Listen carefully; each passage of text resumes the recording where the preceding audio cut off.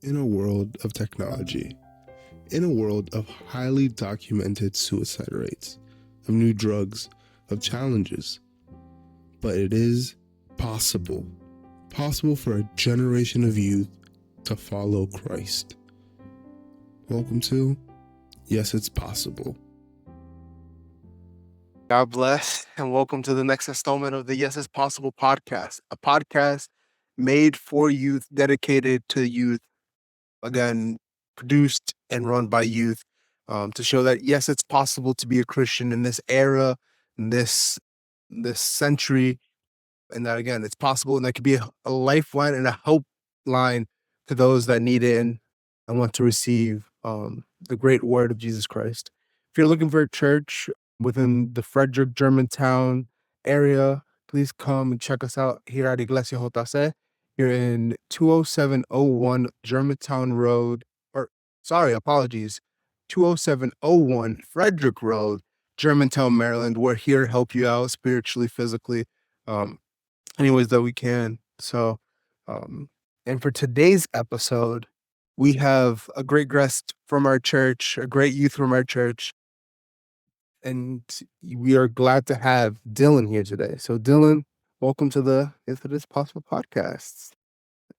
So, let's do a quick little icebreaker. So, what's your name? How old are you? How long have you been in our church? Eh, When and if did you accept Christ? And then what do you do for the church? My name is Dylan Torres. I am 16 years old. To be honest, I don't really remember when I first came to the church. I think it's been like 4 years. Oh, what was that question? Next is, when did you accept Christ? I accepted Christ like more of my teen years, because first I was just forced to go to church. It was just like my parents were going, I couldn't stay by myself at the house. So I accepted him around like 12, 13 years old. Okay. I really started getting a relationship with him, started getting closer. Yeah. Because it was just first mandatory by my parents. But then I started looking for God and found an experience with him. And that really changed everything. So thank God for that. Yeah, of course. And then what do you do for the church? I play the drums. I sing. Yeah. I preach sometimes. And right now I'm learning how to play the bass. All right. And then the final question, the question that usually trumps a lot of people is, describe yourself in 3 words. I'm nice. Sometimes I'm not that social. Okay. I'm nervous. Nervous? You're nervous all the time? Don't worry. It's all free here. But yeah, let's get started. And so kind of what you kind of started with when you're talking about when did you accept Christ is when, at least now, as you know, you're 16 now, what is your relationship like with God today? I feel like it got very interesting now, because I've been searching for him a lot more than I used to, because it's getting serious these times. It's very dangerous for a youth to separate from God in this moment. So it's been very interesting. I just give all the glory to God for everything he's been doing to our church and all the youth. Yeah. No, for sure. I think, it's like you said, it's very important that we're connected. I think what was something, if anything happened, that kind of awoken you to this of like you wanted to seek God more? Because I feel like sometimes it's really hard with, online, the internet, social media, and especially with most teens now, like within your generation, right? Even though technically I think we're in the same generation, it's kind of hard to get off your cell phone sometimes. Or, TikTok is, everyone's on shorts or some sort of media. So like for you, what clicked in that was like, oh, I need to be more connected? Or was like God was, at night giving you, like, telling you stuff? Was it like a mix of both, or like what was that kind of awakening of wanting to get closer and closer? For me, I really started to like feel very separated from God. I felt like I was lonely at a point. I was like just separate from the world. I didn't have like that much friends, Yeah. but I started looking for Christ, and he started helping me slowly but surely. He started helping me and guiding me to through all his things, the Bible, praying, Mm. and that helped me a lot. Praying helps a lot. And yeah. Yeah. What what is what was the so prayer was a big thing for you. What so for like those that are like not knowing how to get into it, right? And sometimes it's hard for us, we're like, or we're told, oh, pray, For you, what is how do you pray? Like for you, like what is your way of talking about? Because I feel like sometimes it's hard to be like you're on your knees. Sometimes it's like you close your eyes and you're like, oh no, what's happening here? Like what for you, what is your, way of connecting with God when it comes to prayer? Really, for to have a like a relationship with God, to talk to him, you just have to start talking to him like as a friend, like a best friend. That really helps because you could just express yourself like it's just a one-on-one conversation with him. Like if you just sat there, he already knows the problems you're going through, you've been through. So you could just talk to him, just be overall, just express yourself to him Mm, because he already knows what's in the future, what's happening now, what happened in the past. yeah, So that's pretty good right there. no, for sure. I think I think something that it's kind of I don't know if like if you've gone through this, but like I think it's sometimes hard to wrap your head around the fact that like God is all powerful, all this, and then sometimes we're told, oh, make sure that like talk to him as if you're your friend, right? Sometimes it's kind of weird because it's like, how is he my friend when he's also the ruler of everything else? Like how this relationship, right? But I definitely, it's literally the only way kind of how to talk to him sometimes. Like you're going through a moment, right? You're going through something. It's like the only thing that makes sense for us, right, is a friend, someone that's helped us, a mentor of some sort. So I think, yeah, it's the best way of how to start communicating. And so now, right now, you have this greater connection with God. So like, has that then translated through how you've played now? Because at least as someone that plays with you right on the altar, from when you started playing to now, did you treat that as like how did you treat that first? Like what was your relationship between playing drums on the altar and you as a person?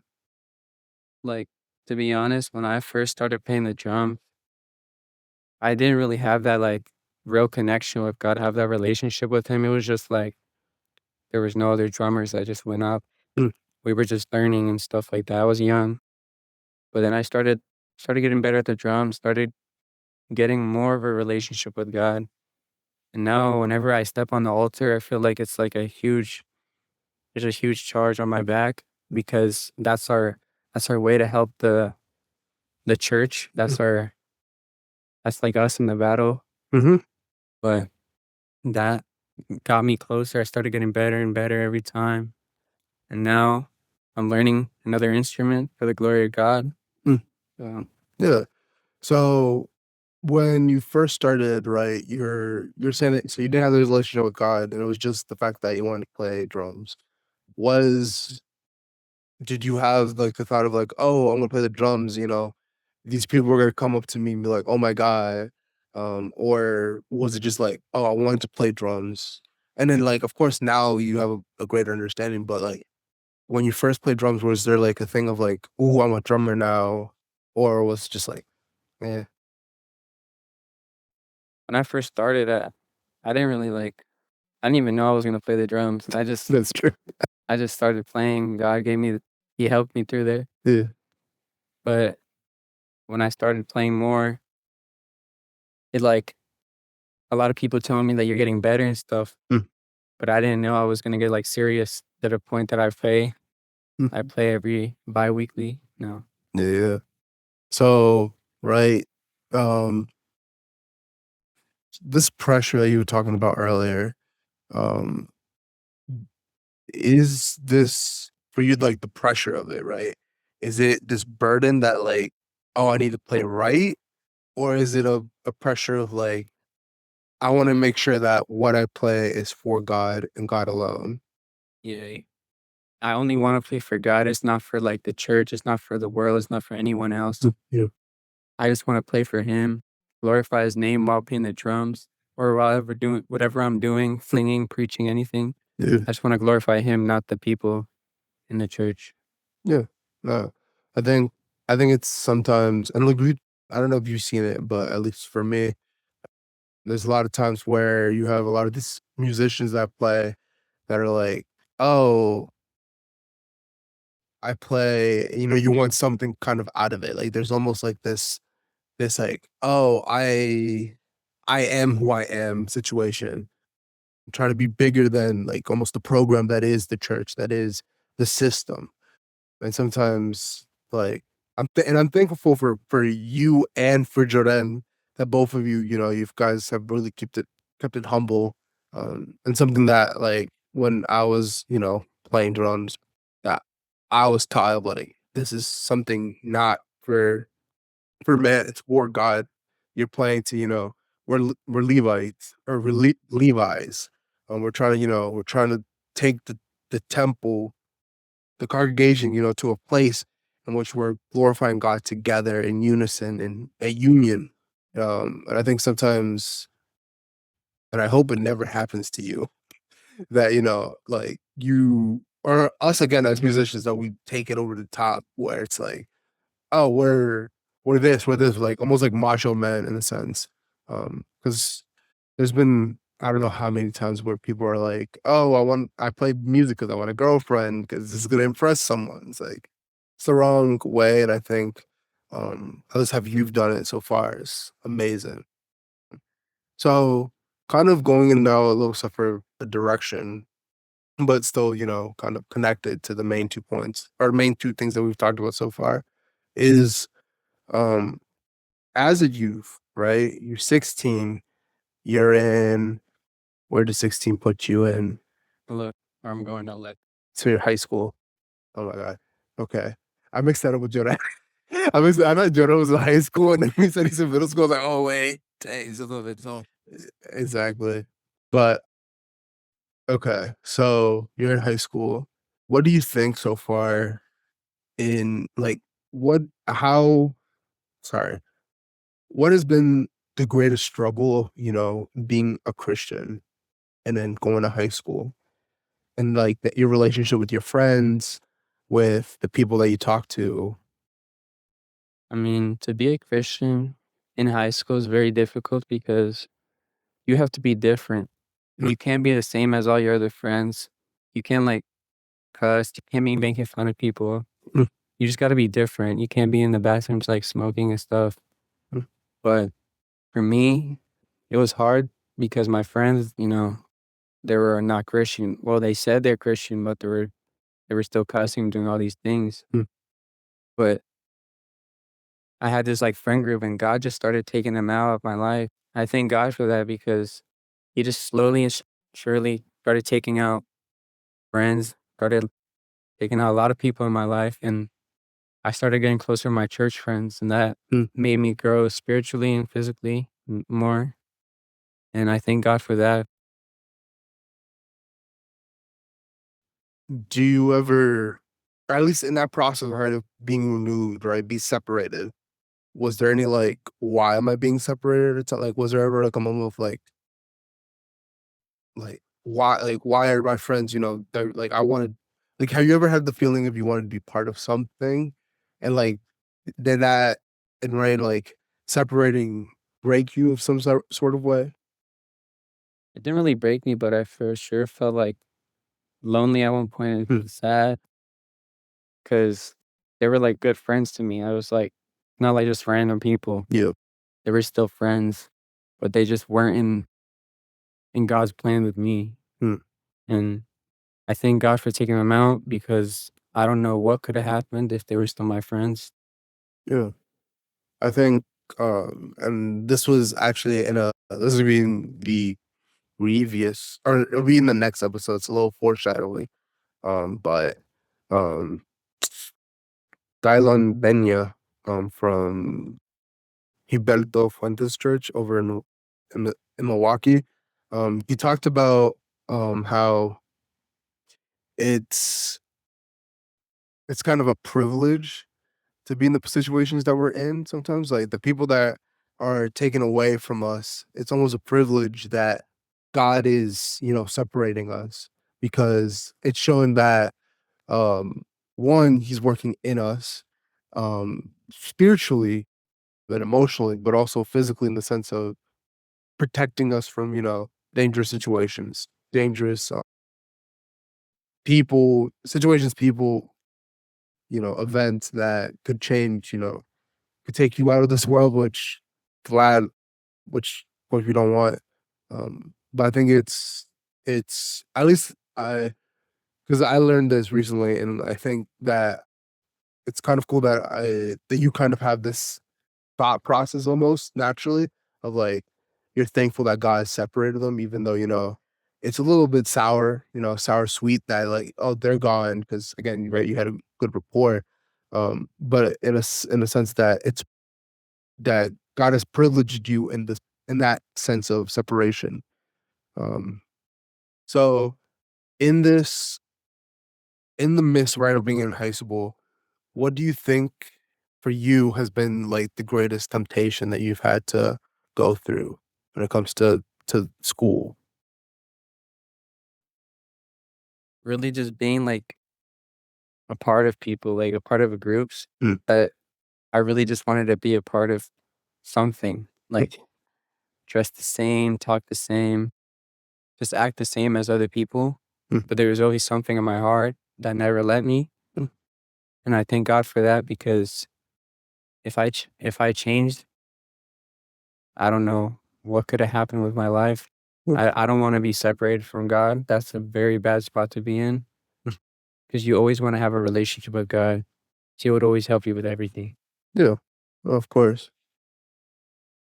I think, yeah, and it's something that I feel like all of us at some point, we go through, of wanting to be a part of something greater in a sense, right? And I guess as you, sometimes it's hard for us, unless like you don't have parents that are Christian, right? In a sense that like they tell you like, oh, the great thing that you're a part of is Jesus, right? Is this community of Christians. And I think it's sometimes also hard for the fact of now a lot of people say that they're Christian, right? Like you say that you're Christian, but you just kind of act on a different way. So sometimes it's hard. But I think it's just in general as a reminder, it's like it's always good to know that the thing that you're a part of is Christ. So like even though, right, you're going through a lonely patch, right?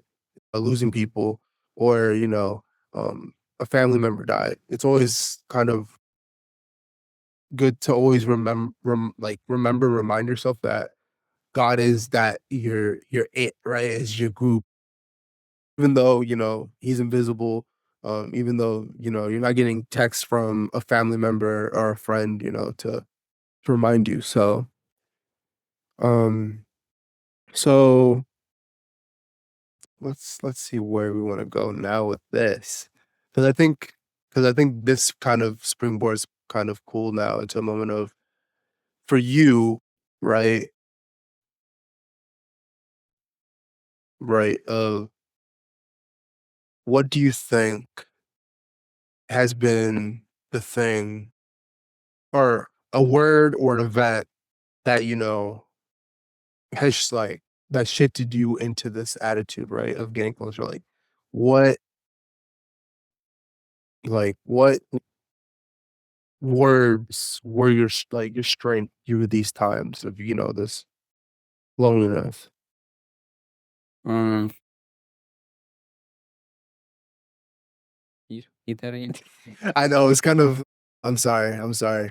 But so, right, within this separation, right? Of you, or you being, alone. What has been, has God, sorry, has there been words said to you, either through God or through the words that you've read on your, while reading, that has given you comfort through kind of your, you being separated, or you going through the trials that you've gone through? There's a lot of times that God has spoken to me, like through the altar when I went up. Yeah. He always he always used to tell me, or he repeatedly told me by multiple people that I was I was always chosen last by the people at school or wherever I was. But in God's eyes, I was gonna be like first. Always gonna be first because I didn't really have like much friends like that. I was always gonna be last in people's eyes.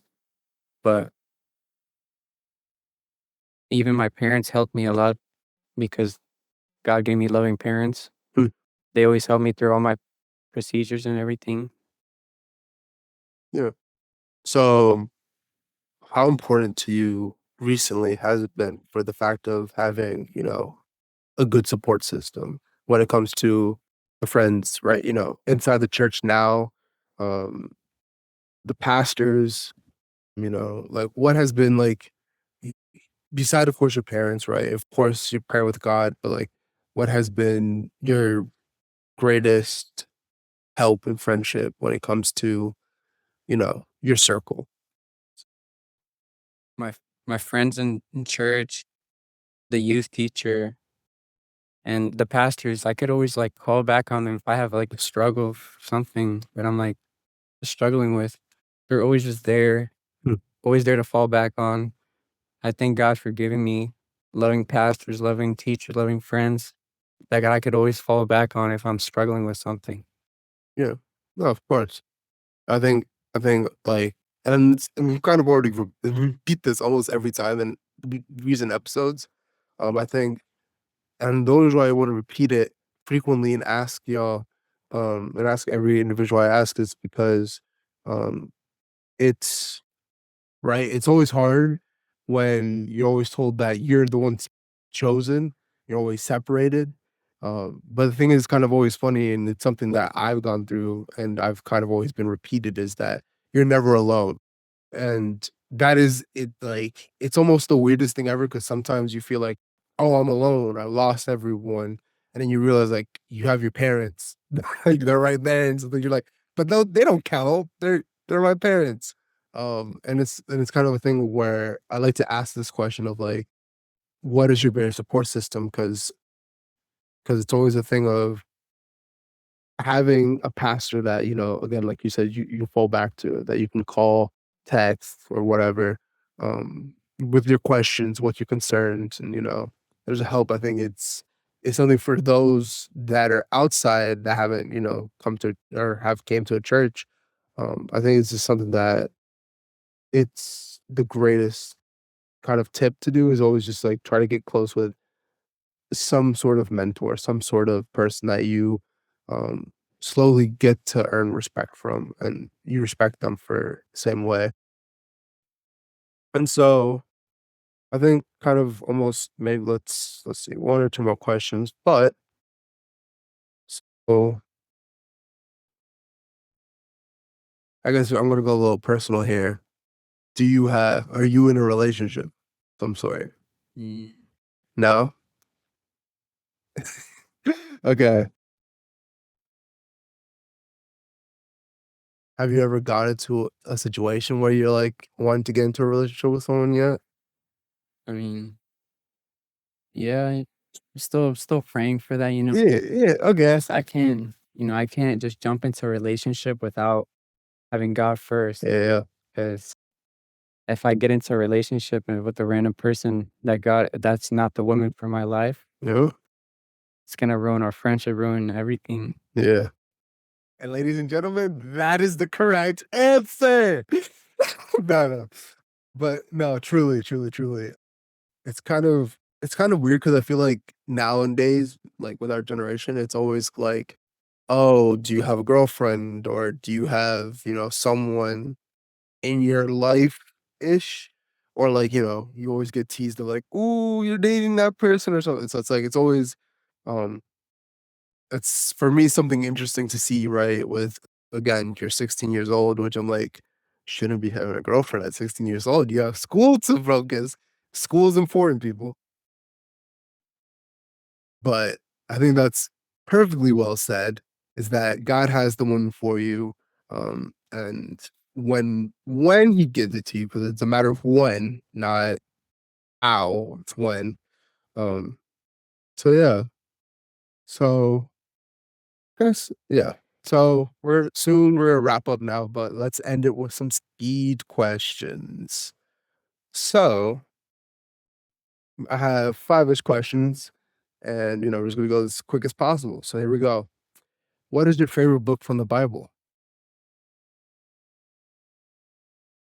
I'm pretty sure Melvin said this, but I like Jeremiah a lot. Jeremiah.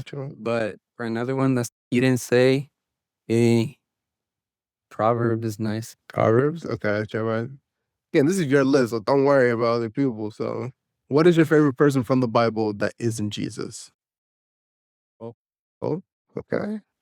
What is your favorite song to sing to currently? Yo te hablaré. Yo te amaré. What is your favorite song to listen to right now?